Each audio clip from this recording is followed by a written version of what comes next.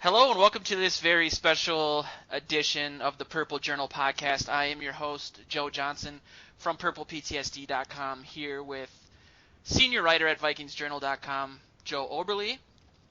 Howdy. Hello. Senior writer for purplePTSD.com, Luke Braun. What's up?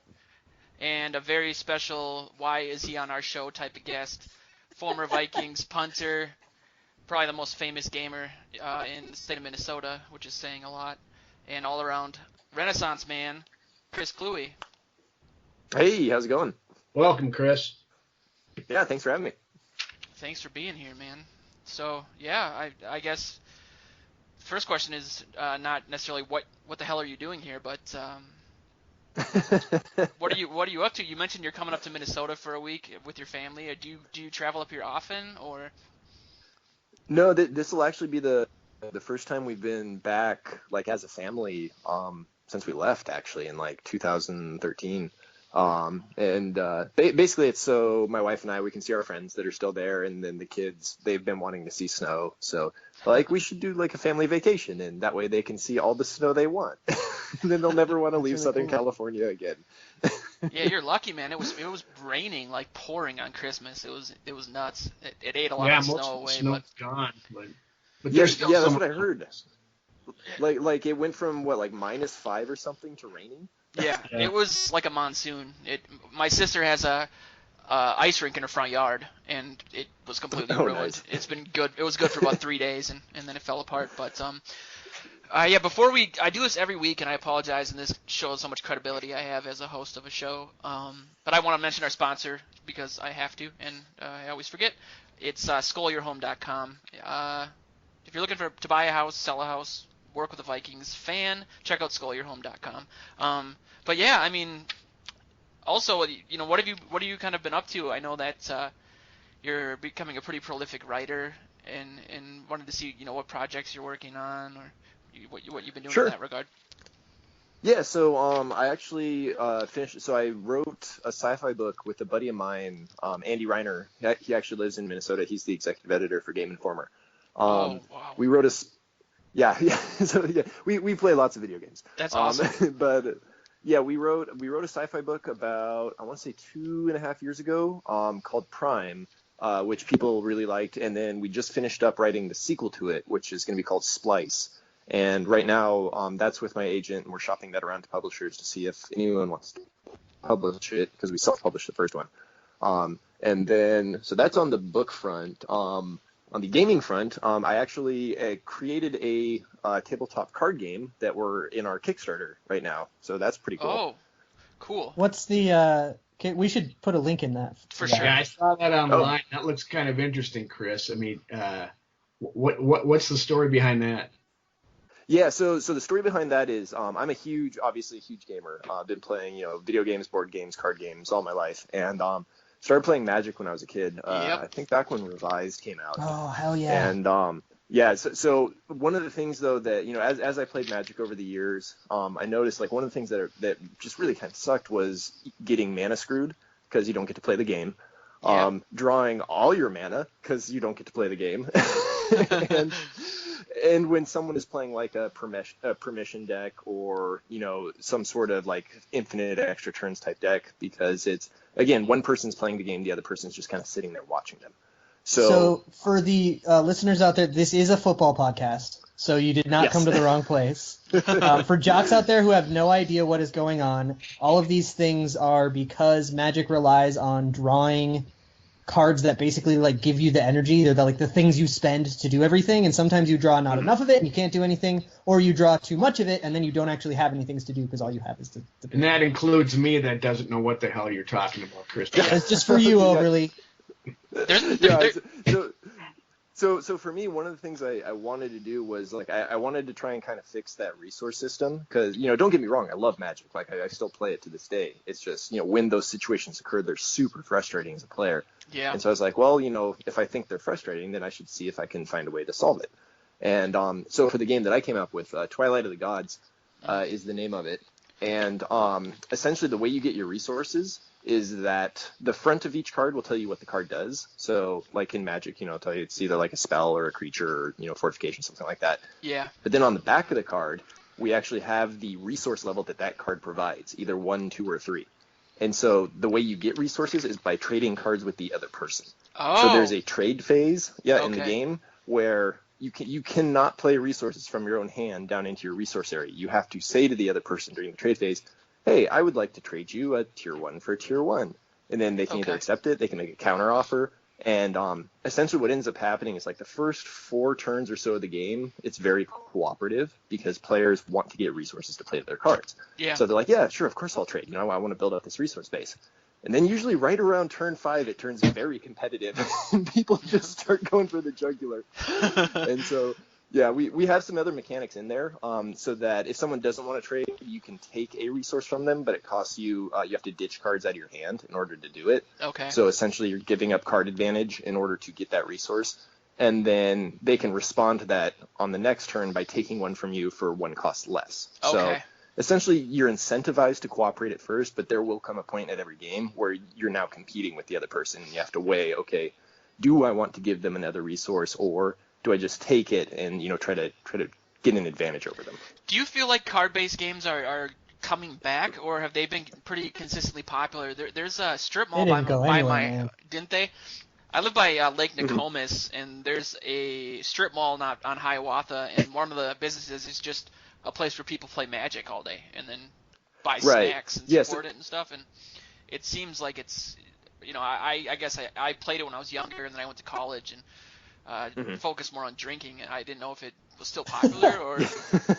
Oh yeah, no, it's hugely popular. Yeah, Magic is printing gangbusters like that. So I don't think we'll ever be as big as Magic because the format that we use is I can't call it a limited card game or a living card game because Fantasy Flight trademarked that. So I'm calling ours an updatable card game. But essentially what that means is that when you buy a box, you know exactly what cards you're getting inside it. Versus Magic is you have to buy boosters, right, and hope that you get the cards that you want. Definitely. Yeah, so ours will be much cheaper on the pocketbook if you want to get into it, because you'll always know, okay, if I need that card, then I'm buying this expansion pack, and I will get those cards. That's awesome. There's actually a lot of fun parallels between like cards, like resource management games like Magic, or like it's like sister games, and football strategy with stuff like resource management, especially as we get into the off season and we start talking about free agency and is this person worth the cost and should we trade, and it's like a lot of the very same principles of like decision theory that go into like Magic strategy. I kind of want to write about that now. And that was almost football there. So you could do a really good piece on that by focusing on, okay, what are the games that provide players with meaningful choice? Like, is there an actual choice here versus, okay, if this person's going to be a 20 million cap hit and we know they haven't contributed last year, well then that's not really a choice. The team's going to dump them. Did you just subtweet Adrian Peterson? Yeah,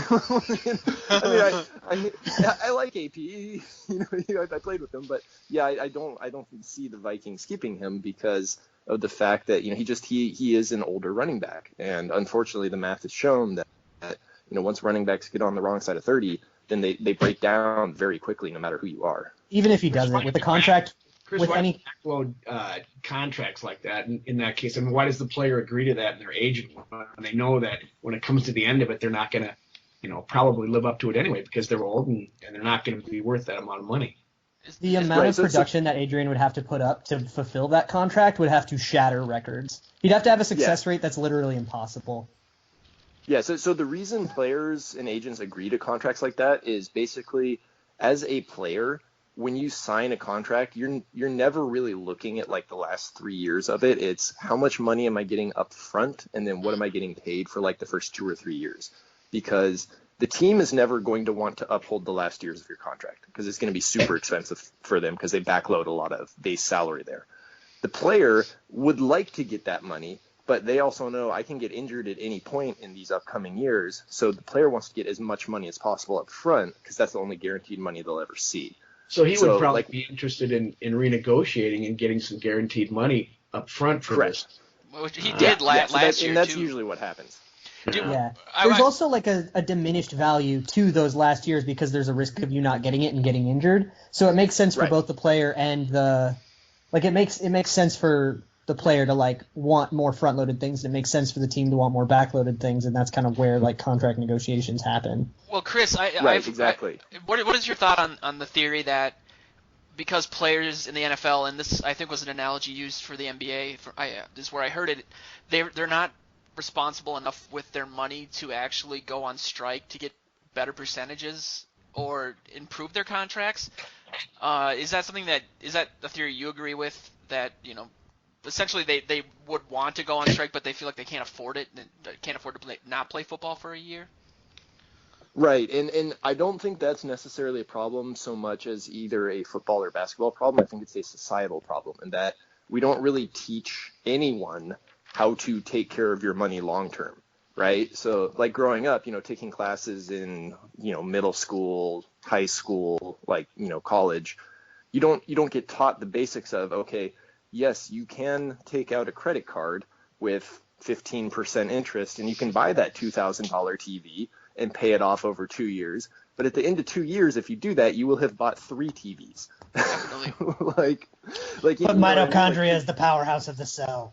Right. Yes. Exactly. As long as you can rattle off, you know, who signed the Declaration of Independence and, you know, what the 1812 War was about, then that's fine. You can go on with your life. You'll be perfectly okay. That hits home because I was a poli-sci and sociology, a law major at the U, and I literally am still paying off a credit card I got on the first day of being a freshman for a laptop that's probably like a 2001 edition. I've probably paid $10,000 for that laptop. Right, exactly. Like, you could have a top-of-the-line gaming rig, but the problem is that we as a culture, as a society, we don't teach people how to value their money properly, and a big part of that is because it's very profitable to a lot of financial institutions and money lending institutions that people aren't educated that way, because then those people would say, oh, your credit card with 15% interest? No, you can go shove that somewhere. Yeah. I'm not going to get suckered into that. I feel like there were no lessons learned from what happened in 2008. Like, we're still doing the exact same thing we were doing before.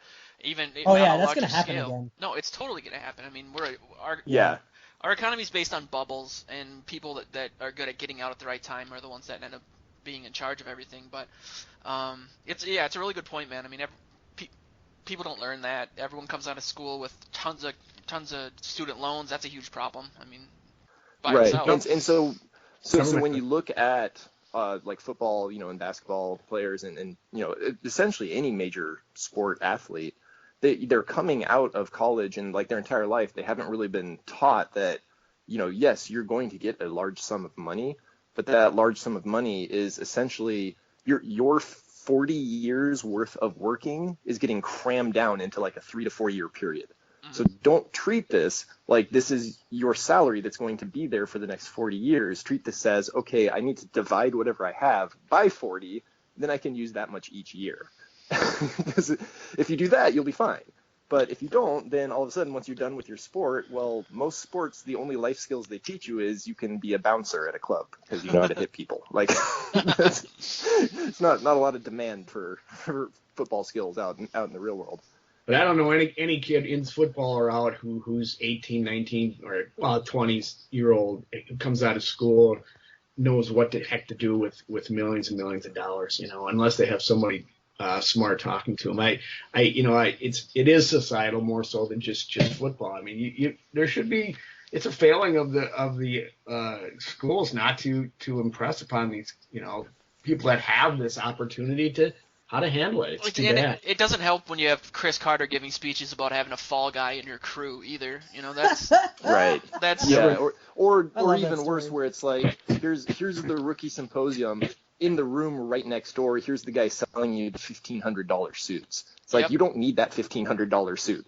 Yeah, I was going to ask you too. I mean, doesn't it seem like there's almost a industry built around trying to get money from professional athletes, like to start restaurants? Like, there seems to be a lot of guys that are responsible for a lot of losses, and they somehow get in with the NFL or with the NBA and like pitch all these investments that don't seem to work out, considering I think the stat is 75% of players are bankrupt within 2 to 3 years of retiring.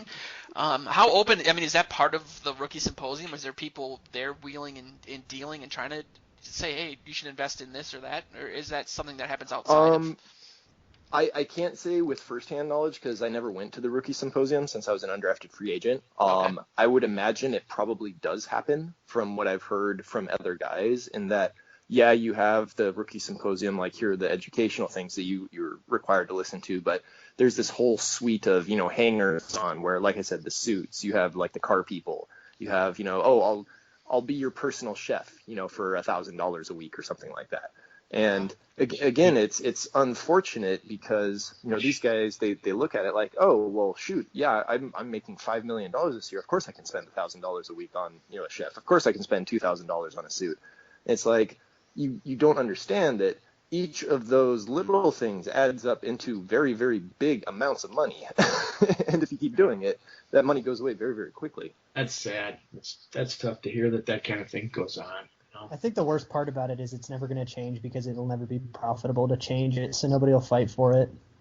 Right. Yeah, and that's a big thing too. Like to get back to the original point, yeah, the players would be much better off if they went on strike and said, to the NFL, hey, we want like legit healthcare after we're done. Not just because right now what it is you get the NFL will cover you for 5 years after you're done, and then that's it. Like they don't cover anything else. You get like a small pool of money. I think it's like the Burt Bell or something plan, but it ends up being like maybe $150,000, $160,000. That's if you play like 8 or 9 years. And if you have any sort of like life-threatening illness, like say cancer, or you start developing dementia because of CTE, like that's not going to last very long. That's kind of crazy because like the 5 years right after you retire are probably the ones where you're having the least health issues. Like your health issues are going to come when you're older. Yeah, no, it's going to come up when you're like 55, 60, but at that point you won't have it anymore. And so, for me, also one of the really just kind of slimy things about the NFL is that the average career length in the NFL is about, I think it's like 3 years. Yeah. And then in order to become vested, you have to play for 3 years and 4 games. So, oh my God. Yep. So it's like you've got these guys on practice squad, and the veterans making minimum wage because they're on special teams. They play their 3 years and then they're done and they're not vested, so they don't get any of those benefits. And it's like, come on, those guys are playing the game just as much as everyone else. Jeez. How bad is the players' union, Chris? I mean, for crying out loud. It's the worst in professional sports, and the problem is the reason why it's the worst in professional sports is because they have to deal with 1,800 players as opposed to like the MLB or the NBA where your union is much smaller, so it's much easier to actually organize everyone. And then B, the life of a football player is so short, and those skills are not transferable anywhere else that, if you're telling a guy, hey, we need you to take a year off of football to strike so we can secure these benefits, and that guy turns around and says, well, if my average career is 3 years, that's 33% of my lifetime earning potential. Like, that's really hard to convince someone to do. Yeah. Unbelievable. Well, it sounds like that's a great position for you to jump into in your post-playing days. Maybe you can run the union, clean things up there. I would vehemently support Chris Kluwe on the NFLPA. Yeah, so that's another unfortunate thing too, is that my second to last year I actually filled in for Steve Hutchinson was our union rep, and then Lieber was our backup rep, and they had some meeting. It was in Florida where neither of them could make it, so they asked me, hey, can you fill in for us? I was like, sure, I'm not doing anything. They'll fly me down there, whatever. So I fly down there. The PA covers the flight because it's a union meeting, and the first thing I noticed is that we're in this like super expensive hotel. Like, okay, these rooms probably run $900 a night. Okay. Wow. Yeah, and then the actual meeting itself was, okay, you have the player reps from all 32 teams, and then you have the NFLPA Executive Council, which is like the 7 people that actually do stuff. And so what the meetings ended up being was the Executive Council would present something, and then it would just get rubber stamped. Like it would just be, we want everyone to vote yes on this because we think it's a good idea, and everyone would vote yes on it. Wow. like the issue that they brought up when I was there was This was back when they were trying to do something about the drinking and driving. So they're like, okay, we have this program where, for players, they can call this number and they can get someone to pick them up and take them home. And that sounds great, right? Like, Who wouldn't use a program like that? Well, when you start looking into the fine print, the program is, okay, you have to book this service for a minimum of 5 hours, and it's $50 an hour. What? Why is that? Oh my god. Oh. Right, and so I'm looking at, like, who is ever going to use this? Yeah, the number one thing people always say when someone gets caught with a DUI is, why don't they have someone drive them home? And I think you just kind of answered that question. I thought the word was that the teams were paying for that or supplying that, but that's So some teams actually did that. So the NFLPA was trying to do it as like a league-wide thing. I know the Vikings had it where the security guy Kim Clowder, he would actually he would hand out his phone number. He's old dude. He's a great guy. Yeah. But he would hand out his phone number at the start of the season to every player and say, if you feel like you can't drive, call me. I will come with my guys. We will pick you up. We will take your car home, and we will not tell the coaches. So, I mean, to give credit to the Vikings, they definitely want to make sure that's not a problem. Unfortunately, a lot of guys simply don't trust that won't be reported to the coaches, and so they just don't do it. And it's stupid because drinking and driving is an incredibly dumb thing to do. Totally. Yeah. So do you feel? I know I kind of sent you over some questions for an interview before the season started, and one of them was whether or not you thought that you could still play in the league, and you said that obviously that you thought you could. Do you feel after how things ended with the Vikings that you were kind of blacklisted from the NFL, or I mean? Yeah, I think it. So it's not so much as there's a conspiracy going around that all the teams meet in a shadowed room and there's cigar smoke. Have you seen Concussion, where they're people driving by at night with their lights off, threatening Will Smith's life? Oh no. I refuse to believe that doesn't happen. I'm gonna choose to believe that happens. Yeah. So for me, I don't think it's something like that because honestly, I don't think the NFL owners care that much about a punter to do that. What I think was the case is that essentially I developed the reputation as the punter who also spoke out on stuff. And in the NFL, the margin of difference between a really good punter and a good punter is, maybe 2 or 3% in terms of your overall output. So even though I was a pretty good punter, they could find someone who was not quite as good, but still good enough to do the job. And that other person won't bring with them, they're going to speak out on things that could potentially be, tendacious or drive people into an uproar. Do you think you could go back to the Raiders and be a less controversial figure than Marquette King? No, I don't think I could be. I mean, all Marquette's doing is dancing. He's having a good time. I love Marquette King so much. Isn't he? Yeah, no, he's a great guy. Too? That's the word. Is he? That's the word. That would be hilarious. That's what I've heard. I ship that a lot for the worst reasons. No, so I was with the Raiders, while Marquette was there, and got a chance to know him. Not super well, but we hung out because we were there for preseason training camp and stuff like that. And he's just a legit good dude. He wants to have fun, and he can also punt a football really, really far. So it's what, Marquette, you be you, do your thing. The world needs more of that. That's right. The NFL does too. Yeah. The NFL needs some character. Yeah, and it sucks that they're trying to crack down on all the stuff that is is this really such a bad thing if someone wears cleats? Yeah, Ezekiel Elliott jumping into the Salvation Army pot. He did not get fined for that. Yeah, I think that's because they realized that was stupid to do that. Right, considering the uproar on that would be huge. It was a good thing. Why are you finding the guy, wearing cleats to raise cancer awareness for something that isn't your cause of the month, when you have all these other problems you could be dealing with, oh, hey, your players are developing CTE. You still don't want to release the information. It's come on. So let me put on my... It's distraction, Chris, just like our president is a master at. That's exactly what I was going to say. Let me put on my tinfoil hat and say that maybe we're going to make a huge stink about deflated football so nobody pays attention to this whole, domestic abuse thing that keeps happening. Right, exactly. Well, no, I think that is part of the case, is that the NFL wants to be seen doing the right thing. The problem is they define the right thing as, punishing guys for wearing cleats or celebrating excessively, and not, oh, domestic violence, that's a tricky situation. We should be providing therapy. We should be providing counseling and resources and all these things that take time and money. But it's easier to just say, oh, you hit your wife or you hit your spouse, you're gone for 4 games. And if that's not enough, if the public is angry, we'll make it 8 games. And it's where's the justice? Are they really as disorganized as they seem from like a layman's point of view? I mean, it seems like with a lot of stuff that happened with Ray Rice and AP that they were making things up as they went along based on the outrage or how much the Daily Show was talking about it that night. I was amazed that an organization that is that big and that it essentially functions as its own country in a way, it doesn't seem to have contingencies for things like that. Is it because they don't care, or is there another explanation? Well, I think it's because before then the status quo was working, and so they have no incentive to change the status quo.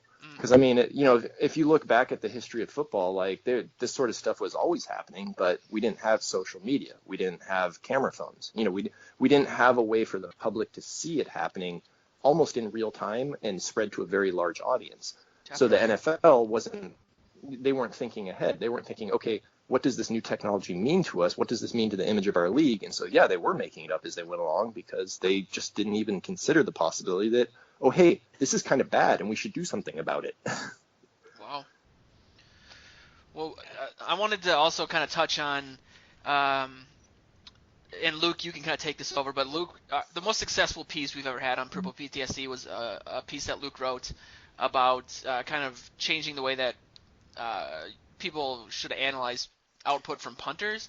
And I know that you guys kind of crisscrossed on the internet and have different theories on that, but I did want to kind of touch on that a little bit. And Luke, I guess you can explain what your piece was, and then see what Chris has to say about it.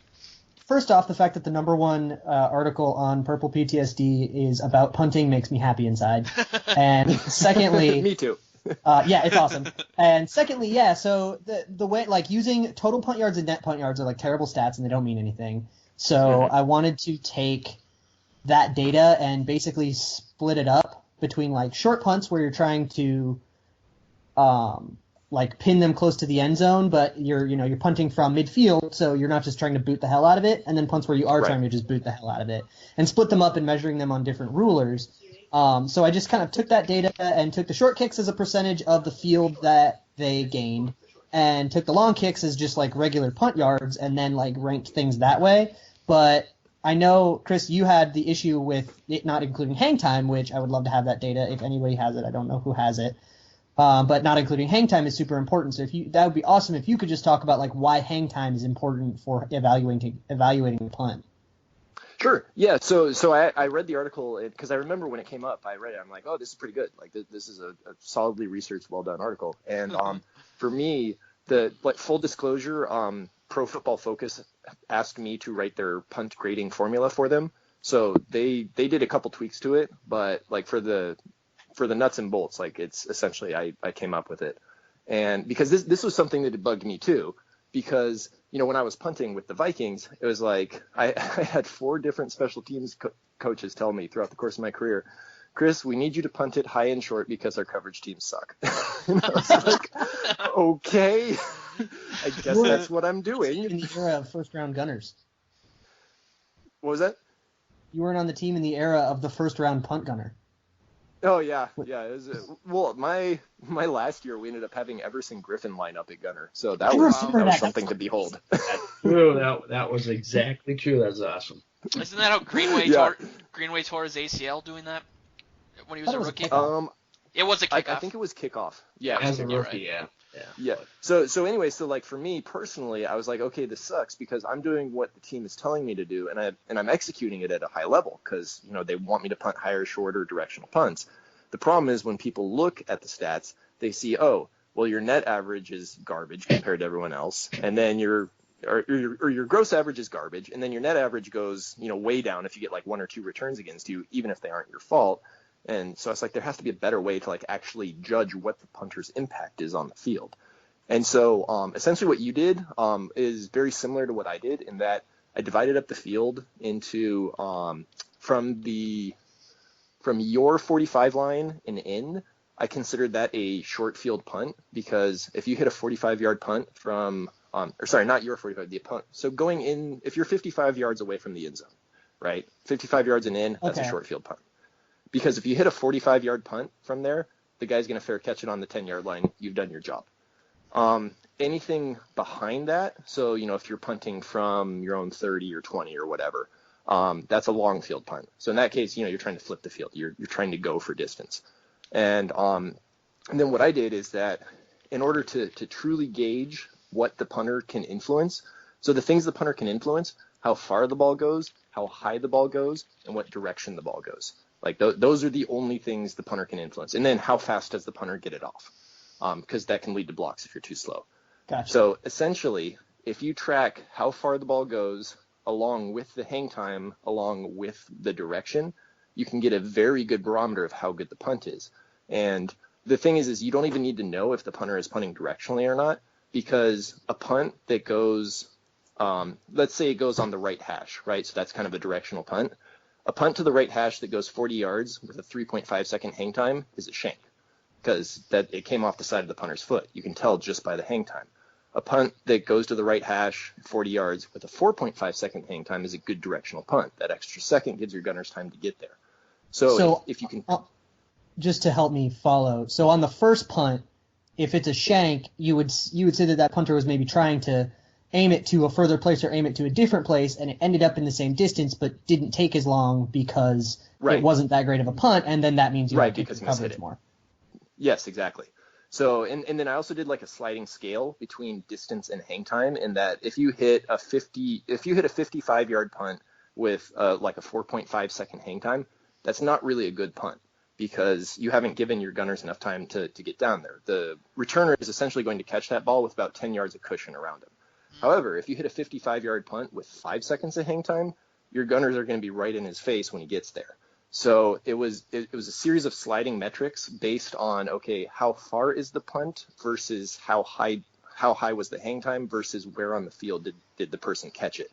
So, for example, if someone like Shane Leckler or Andy Lee, right, just bomb it away down the middle with lots of hang time. So for them, those are the punts that they're naturally going for, but they shouldn't get more points in a system versus someone like a Morstead or Hecker who's actually directional punting, but it's not going as far. So the way that it works is that, okay, Andy Lee hits a 55-yard punt with 5.0 seconds of hang time, and it's right down the middle of the field. That's worth 6 points. Thomas Morstead hits a 45-yard punt with 4.7 seconds of hang time, but the guy caught it, between the hash and the sideline. That's also worth 6 points, because he gave his coverage team much better chance of actually covering the punt, and he did exactly what he was supposed to do. By pinning him on the sideline. Right, exactly. Okay. Chris, how many teams are using this? I mean, because to just the thought of the fact that up until this point, you're being judged on bad bounces or good bounces for net yards. Right. That boggles my mind. Are teams using it? Yeah. I think so. I know most teams use PFF as their kind of, as one of their resources in terms of grading stuff. And then, it's then super the other thing popular. too. Yeah, teams will also keep track of this data. So the NFL doesn't provide hang time or location in the game stats recap, but the teams themselves are tracking that data. And so, like, after every game, we would have a sheet, like a grading sheet, telling us, what each person on the special teams unit did on that particular play. And so, like, for me, it would say, okay, the distance of the punt, the hang time of the punt, where the punt was caught, and then I would get a subjective grade based on how the special teams coach was feeling and if the play turned out good or not. But the actual data was there. Wow. It seems a long time overdue, and it's good that it's for punter's sake. Yeah, for me, it's something that the information is easily collectible, right? Like, you just, like, the only thing the NFL would need to add is someone clicking off hang times and then writing down, okay, where did the returner catch this? Did they catch it in the middle of the field? Did they catch it on the numbers? Did they catch it on the hash? That's it. You just divide the fields into zones and say, okay, you caught it in zone 1, 2, 3, or 4. Does it seem like simple. The NFL, I know the dude from Moneyball, Jonah Hill's character, works for the Browns Anthony now. DePodesta, I think. Yeah. Do you think that analytics, baby? The NFL is trying to move more towards analytics and things like that than they used to? In the way of baseball. Yep, exactly. Yeah, for sure. Because I remember my first couple years in the league. So my first year was with Tice, and there were no analytics at all. Like team meetings, position meetings, like nothing. That's surprising. The first year, yeah, right. Who could have guessed that? My first year with Childress, they started doing some numbers where it was like, yeah, I know. So I will say this about Childress.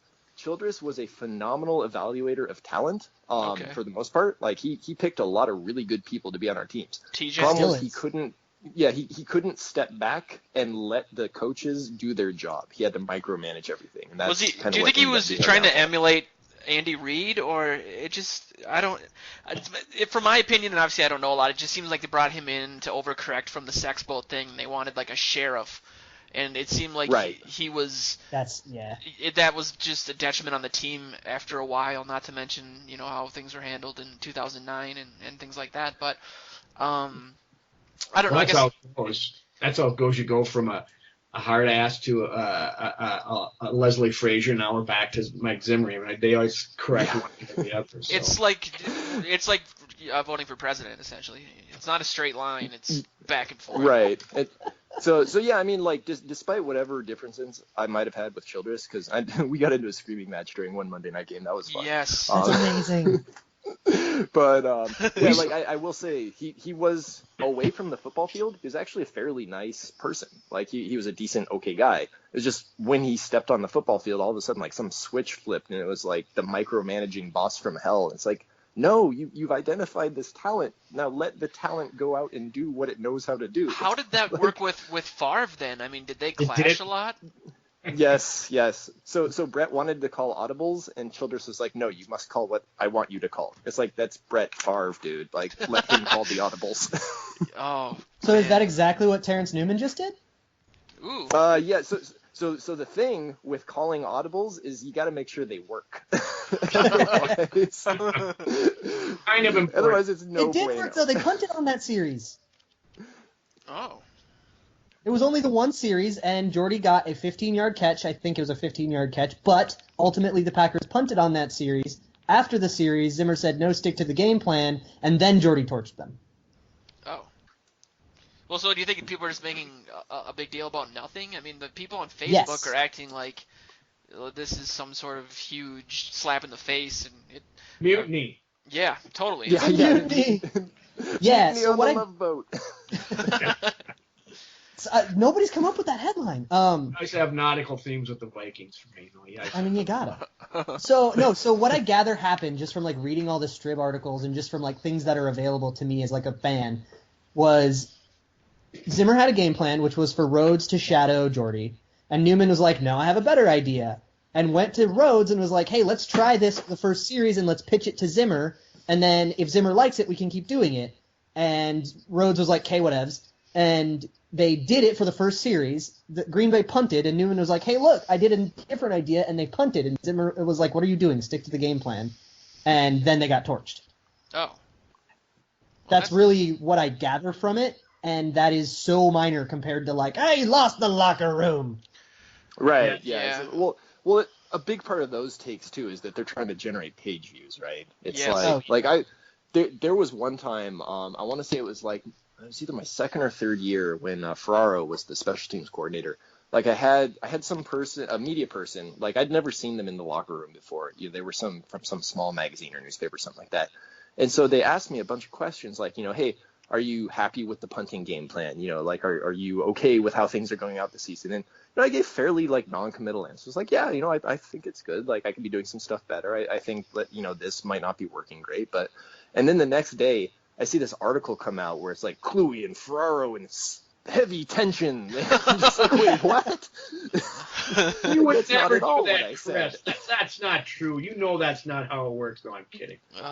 Yeah. It's been that way since about 1865. Exactly. Well, yeah. I can't. So then, like, I legit had to sit down with Ferraro and be like, look, here's what I said. Like, I don't know what this person's angle was, but like, I'm okay with what we're doing. Like, this is not what they're writing about. And so I also made sure to go to our media PR people. I was like, please don't let that person back in the locker room. That kind of sucked. Chris, did that happen a lot? That kind of thing happened a lot in your last few years there when you were answering questions on all kinds of things outside of the locker room, as far as outside of the lines, I should say, from LGBT rights and Ray Guy in the Hall of Fame and what have you. Did you have those same kind of problems where you had to go and say, hey, this is what I said and this is what they're writing? No, because overwhelmingly the people who were reporting the stories reported what I said, and within the context that I said it. I was like, that's fine. Like that's all I want. I want you to, just use my words.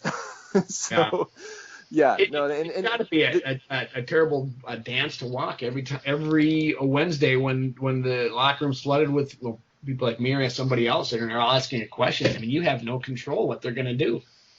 Yeah, so the thing you can control is what your answers are. And so like the guys who are good with the media, generally like they'll think ahead and be like, okay, what am I possibly going to be asked this week? And then that way you already have your answers ready, or at least you have an idea of what your answer is going to be. Mm-hmm. And the thing is that, if a lot of guys don't like to cooperate with the media because they're like, why should I have to answer questions, or I feel like I'm not good at this. But if you get along, like if you get to know the media and you get along with them, like generally they'll leave you alone. Like they'll be like, okay, we got the one bit that we needed, so now we'll go off and find the thing for our next story. Like it's when you don't want to talk to them and you force them to dig that they really because that's their job. Like they have to go digging. Yeah, it's kind of a necessary evil, I guess. And on the other side of the coin too, there's plenty of ambush reporters who will go under the guise of one story, seemingly innocuous story, will then when they've got AP or somebody else, they've got them for 5 minutes alone, and then they'll start answering all those other questions, and that's not fair. Right. So yeah, no, it's Joe's one of those. Joe's one of those guys. He's got a press pass, so he's in the locker room a lot. My favorite locker room media person was Sid Hartman. Yes. Because Sid Hartman carries around this 1930s era cassette recorder. Like this thing looks like a relic from the freaking World War I. And the best thing that Sid would do is you knew he was there to talk to either AP, Brett, or whoever the quarterback was. FDR. And while waiting for them to come out of either lunch or the training room, he would find someone. It'd be generally either me or Colin or Longwell. And he would, pull up his chair and be like, so Chris, why don't you tell me about the game? And the entire time, he's staring at the door to the training room, waiting for the person he really wants to talk to come out. And the instant they walk out, he would stand up in mid-answer and just walk over to them. Yeah. My favorite, so good. He's okay now, right, after his fall? He fell. Pardon? Yeah, he had a fall a few weeks ago, but he's all right now, I think. Broke his hip. He had surgery. He's old. Like, what is he now, like 93 or 94 or something like that? 96. There's one day he's in there and there's a gang of us around Jared Allen, and Jared answers a question. Sid's standing right next to him, and Sid immediately launches into the same question that was just answered. Yep. Jared turns to him and says, Sid, I just answered that. He goes, aren't these working? And he starts tapping on his hearing aid with his finger.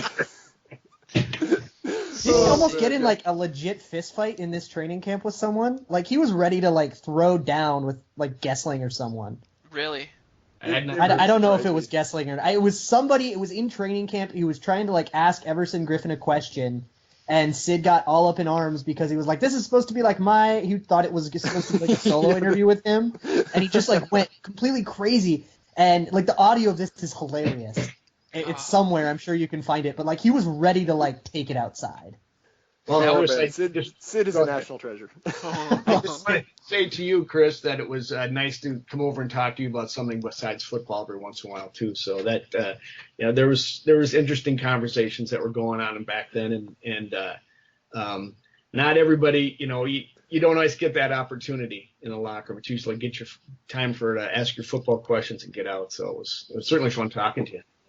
Well, thanks. I appreciate that. I think you read Joe's book, if you remember. He gave you his book.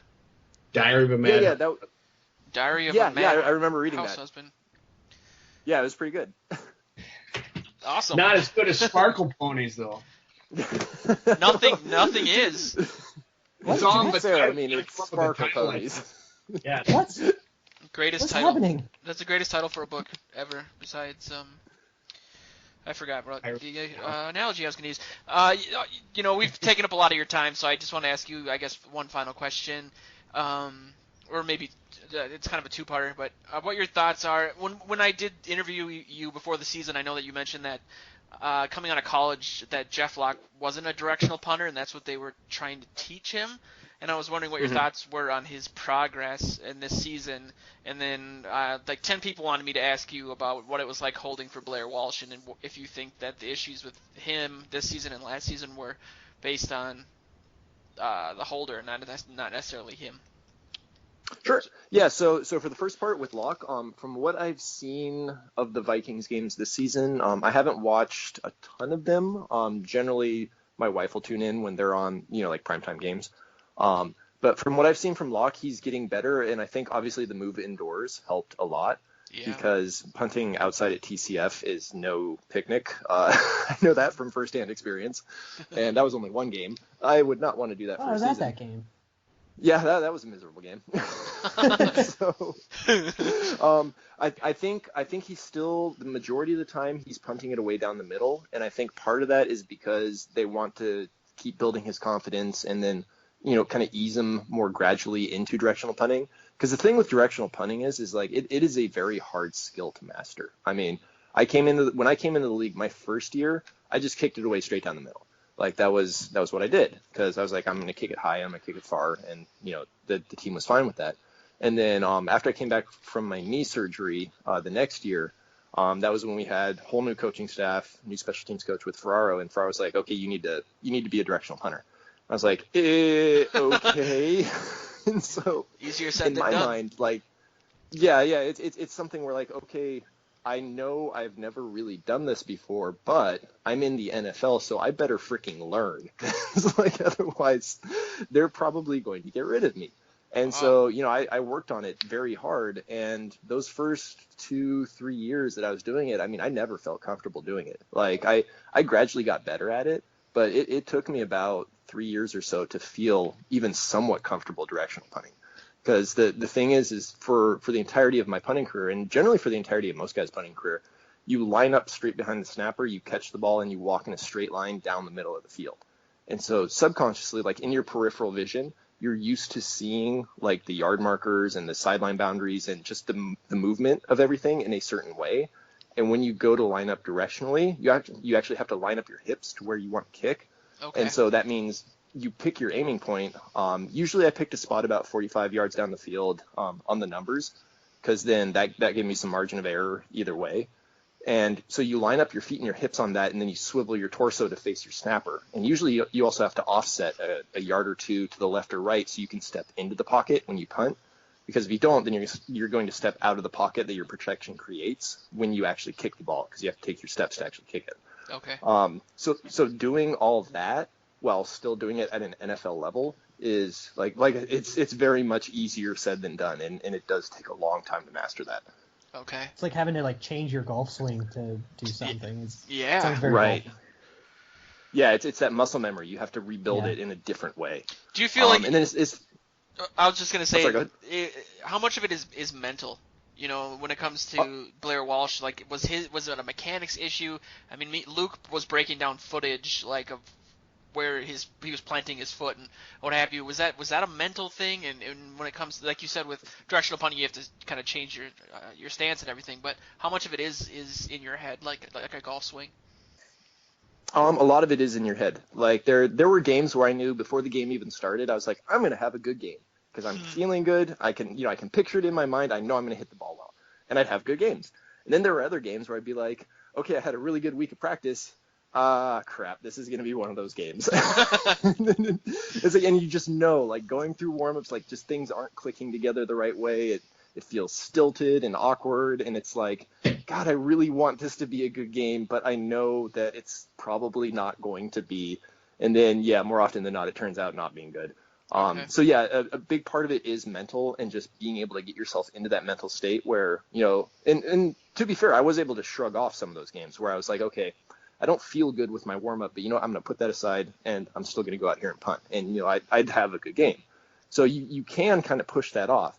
It's just very tough to do so. And so one of the things with Blair, without being able to see his motion, like, being there as the holder and watching him go through it, I don't know if it was mechanical or not. Okay. But I do know that Blair, from the year that we were together, Blair is definitely a guy who, if he makes a mistake, he tends to dwell on it. And so there's nothing wrong with that if you have people around you that can help you get out of that.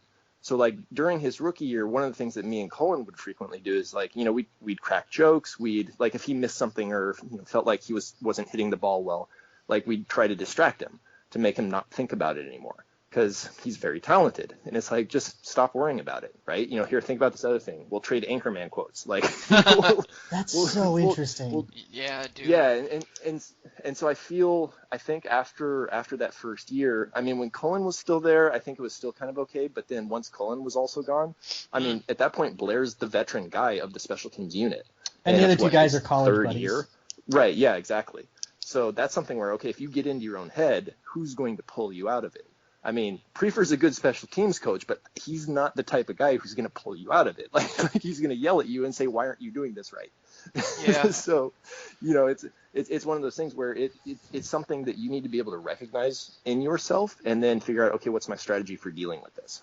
I have a question maybe on the opposite end of that spectrum with it being like mental. What do you think, like in terms of athleticism, what's the difference between like an NFL level punter or kicker and then like an average person who's in like okay shape? Like how different are they athletically? Let's see. That's a good segue for American Ninja too. Yeah, right. I'm trying to think of an average person. I would say the average person could maybe hit the ball 20, 25 yards in the air if they had some soccer training. So that would probably be a 10-yard punt because you got to take the 15 yards from behind the line of scrimmage. Okay. And no then, technique. Yeah, no technique, like just trying to kick the ball. You'd get maybe a 10 or 15-yard punt. And there would be no hang time. It would be awful. And because the thing is that, like, yeah, even though we're punters and kickers, like I played baseball and soccer growing up, and like for me, I legit thought I was going to get a college scholarship for baseball or soccer because I was in high school. I was a pitcher. I was throwing like mid 80s, and Wow. then soccer as a goalkeeper. Like I was a really good goalkeeper. And so it just turned out that when I started playing football in high school, I was like, oh, well, this seems to be the way that I'm going to go forward. So I'm going to focus on this now. And for a lot of other punters and kickers, like that, they follow the same path. Like they were the stud on their soccer team, or they were the stud on their track team. Like Brian Moorman, the punter who used to punt for the Bills. I think he's retired now. He was like an all-state track star who ran, I think it was like a 4.40 or something like that. Wow. Like, dude was legit fast. But the thing is, he could also punt the ball really well, and that's what people know you for. So they're like, oh, you're just a punter or a kicker. And then you have to every once in a while try to tackle a guy. So if an average person's out there, Yeah. I'm sure they would break their neck or something. Right. So the difference between us and an average person is the difference between an NFL returner and us. That's perfect. Yeah. Yeah, it's Yes. I was not hired for my tackling or running skills. Like I'll beat most people in a foot race, but when it comes to Devin Hester, I am not catching him. Yeah, for me, I'm an average guy. I'm about 6'3", probably 250 pounds. Even though I sound like I'm 14, I broke 6 bones in my foot trying to make a bowl of cereal. So that kind of explains the difference. Yeah, the surgeon said it's one for the history books. That's going to hurt you in contract negotiations, Joe. Yeah, it was very Yep. It's not going too well for me over here. But yeah, man, I really wanted to just thank you for your time, man. I mean, this has been awesome and tons of great insight, and we really appreciate you coming on the show. So, was there anything you wanted to close with? I do want to. I can talk to you forever. Kickstarter again. Tell about the Kickstarter. Yeah. Again. What? Yes. Isn't it ironic that a punter is using Kickstarter? Hey, Yeah, right. Damn it. That's a good headline. Hi-yo. Punt starter. A punt starter. Oh man, yeah, I missed a golden Name of the game opportunity again, there. Chris? All right, so the name of the game is it's called Twilight of the Gods, and our Kickstarter is running through I think January 25th or 26th.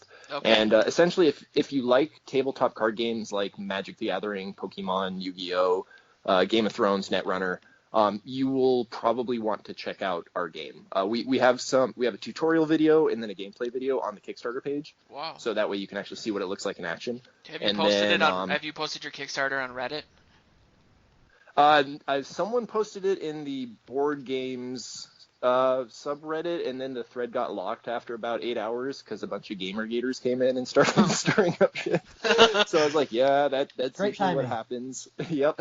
But I mean that's just Reddit. Like that's, Yeah. I have That's a board my of angry followers. my. I love it. That's why I started my website, because I basically got kicked out of the Vikings section. And it was, Right. if you think you're so smart, why don't you make your own website? And I was like, then I will. Ha ha. Yeah, in your face. With blackjack and hookers.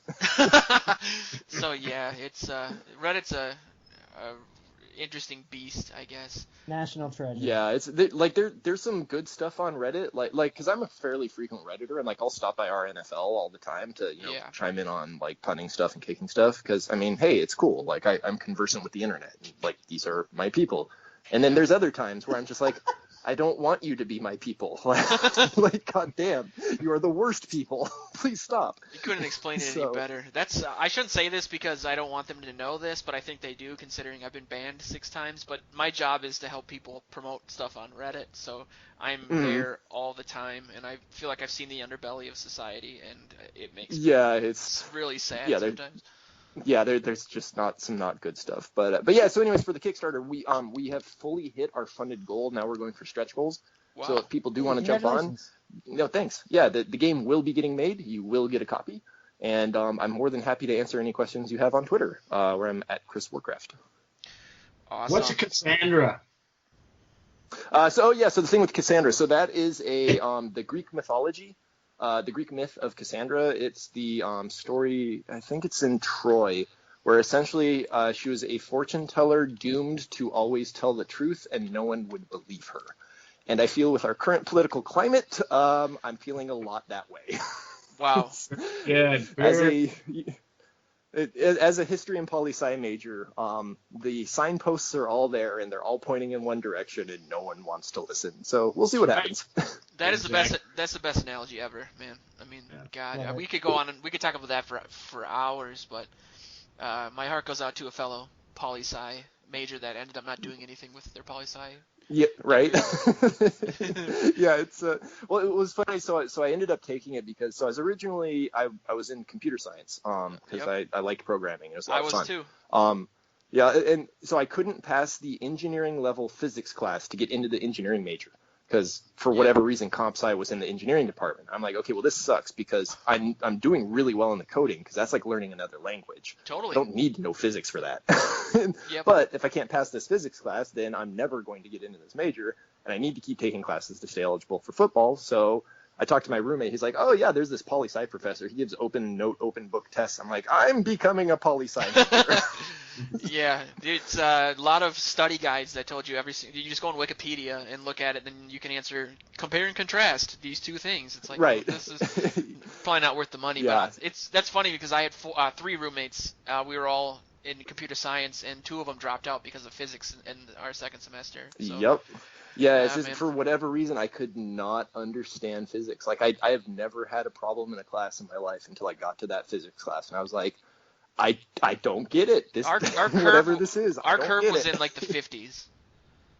Oh jeez. Like that's how bad everyone was at it. So yeah, I switched over too. But that's awesome. So glad I went to film school. Yeah, you're not missing out on much. Anyway, I wanted to thank you again, man. Honestly, this was probably a top 5 moment for me and my GIMP foot. I also just want to shout out a new partner of the podcast, which is VikingsTerritory.com. We're working with them a little bit. This will be on their website later today. And then mention our sponsor, again, SkullYourHome.com. If you want to buy a house, Chris, you want to buy a house?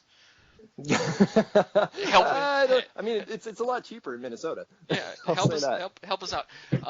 Or sell a house too. Check out SkullYourHome.com. Other than that, this has been the Purple Journal podcast. Thanks a lot, Chris. Thank you. Thanks for coming out. Thanks for having me on, guys. It was a real pleasure. And check us out next week.